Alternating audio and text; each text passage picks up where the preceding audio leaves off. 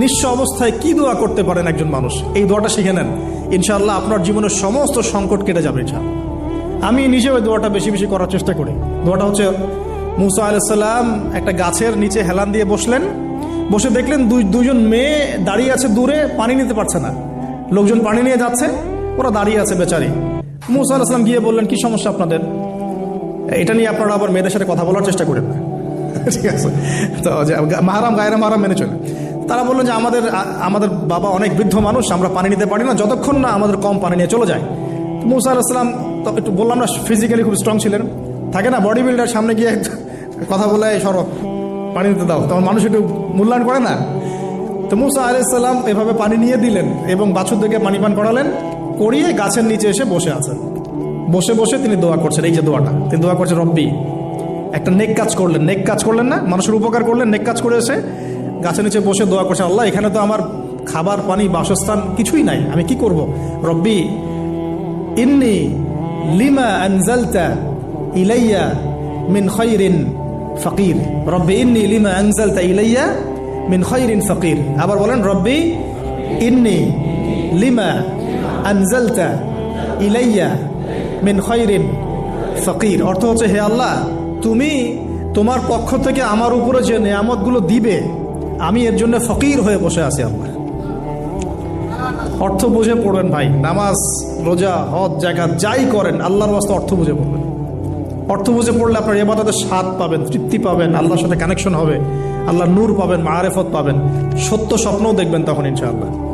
তখন শুয়ে শুয়ে সত্য স্বপ্ন দেখবেন ইনশাআল্লাহ। আল্লাহ পাক তৌফিক দান করে দেন। এবার আল্লাহ পাকের সাহায্য নেমে আসলো, ওই দুই মেয়ের মধ্যে একজন হেঁটে হেঁটে চলে আসে। এবার এই মেয়ের হাঁটা সম্পর্কেও কোরআন কথা বলেছে, সুবহানাল্লাহ।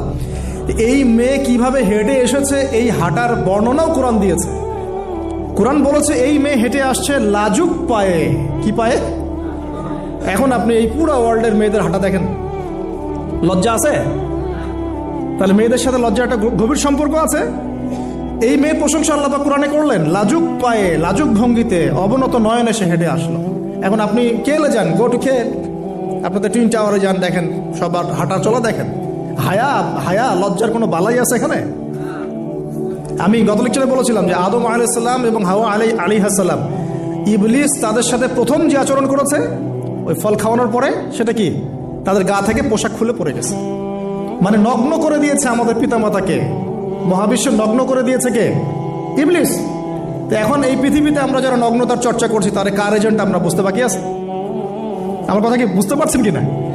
এই কানেকশন মেলানোর চেষ্টা করেন, ডটসগুলো মেলানোর চেষ্টা করেন।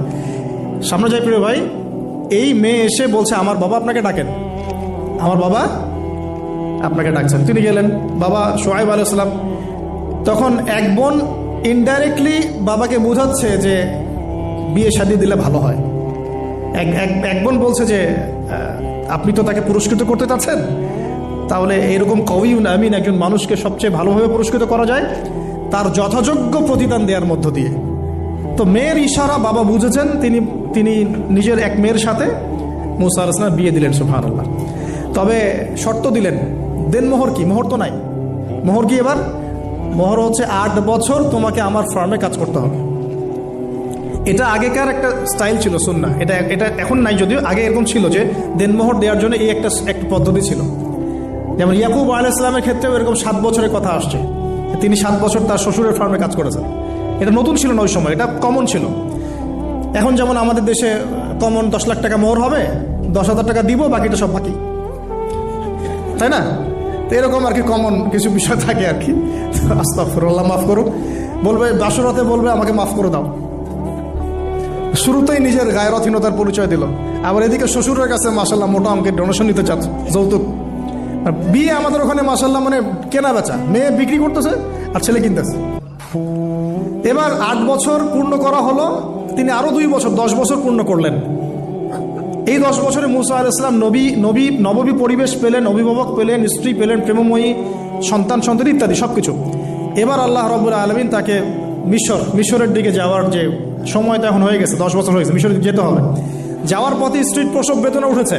তখন মুসা আলাইহিস সালাম আগুন খুঁজছেন। আগুন কি খুঁজছেন ভাই?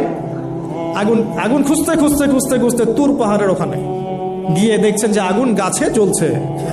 সবুজ পাতার উপরে আগুন, তিনি অবাক। এই সময় আওয়াজ আসলো, বিসমিল্লাহির রহমানির রহিম, ইন্নী আনা রব্বুক ফাখলা'না আলাইক ইন্নাকা বিল ওয়াদিল মুকদ্দাস তুয়া। মূসা, ইন্নানি আনা আল্লাহ লা ইলাহা ইল্লা আনা ফা'বুদনি ওয়া আকিমিস সালাতা লিযিকরি। মানে এখানে অনেকগুলো কথা আছে, সূরা তাহার মধ্যে আছে।